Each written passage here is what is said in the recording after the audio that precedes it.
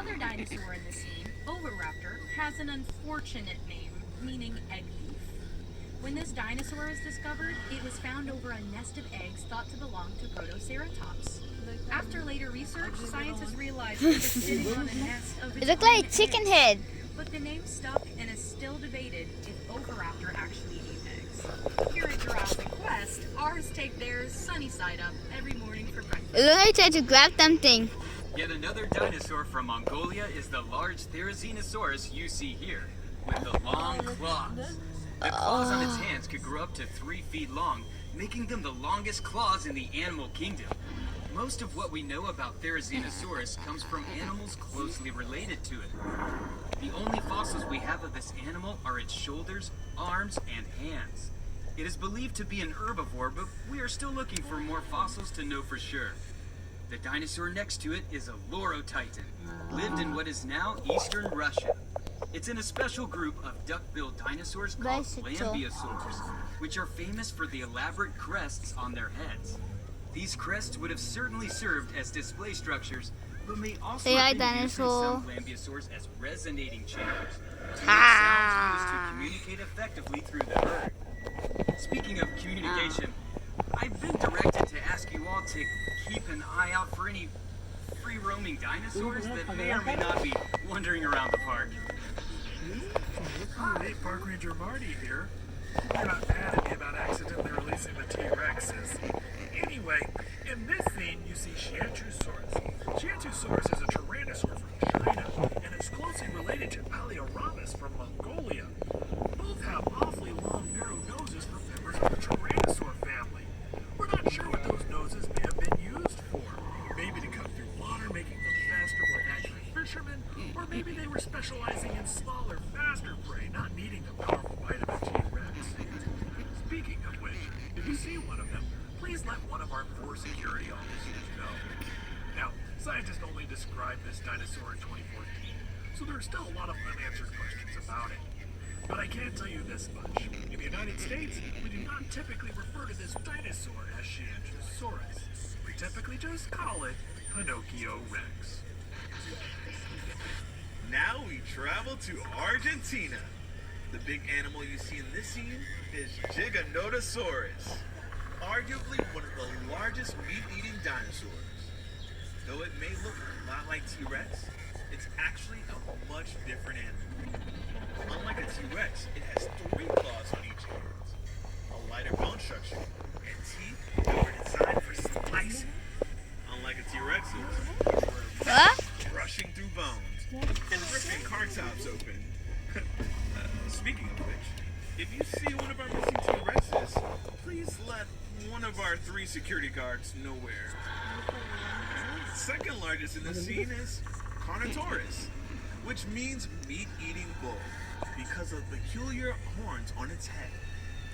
It might have used its horns as a weapon against other predators. It's a very funny-looking dinosaur. Not the little just hands, because of guys. the horns, but because of its tiny little arms. Carnotaurus is one of the smallest arms of any known dinosaur, even smaller than the T-Rex. The small dinosaur you see in this scene is Albersaurus, a small, fast predator that lived in Argentina during the late Cretaceous period. It is believed to have eaten insects. Ew.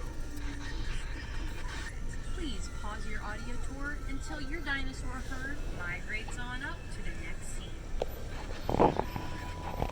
Welcome.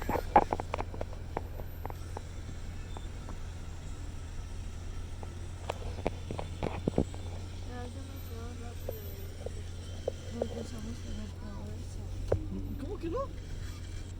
Welcome to the Duck-Bill Dynasty. The dinosaur with the long crest on the back of its head is called Parasaurolophus. Parasaurolophus is a hadrosaur. Hadrosaur? Dinosaurs sometimes called duck-billed dinosaurs Duck. because of the shape of their snouts. Other hadrosaurs include Iguanodon, Ouranosaurus, Alorotitan, and Edmontosaurus, among many others. Parasaurolophus is a cool dinosaur because it's one of the few dinosaurs where we know what they might have sounded like. Paleontologists crest on its head. What they found were tubes inside going back and forth between the nasal passage and the throat. When they recreated blowing Whoa. air through their tubes, they discovered that the crest would have made a horn sound.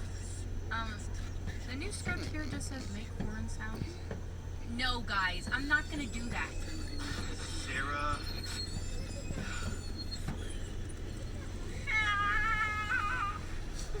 By the way, hadrosaurs are prey animals. Their sound might have attracted large predators. If our missing T-Rexes hear that sound coming from one of your cars, they might be following the tour back in the direction of their cage. So perhaps we should move on to the next stop. Yeah? Yeah. Happened. What happened to the guy? What happened to the guy? He got eaten? Quetzalcoatlus is the largest flying animal to ever take to the sky. It lived in what's now Texas because everything is big in Texas. It's named after the Quetzalcoatl, the Aztec feather serpent deity. It had a wingspan of 36 feet. That's the same as a small plane. Standing like it is here, it was the height of a giraffe, but would weigh less than 600 pounds. That's a lot, but it's incredibly light for an animal this size because it was doing everything possible to be as light as possible, including having very hollow bones.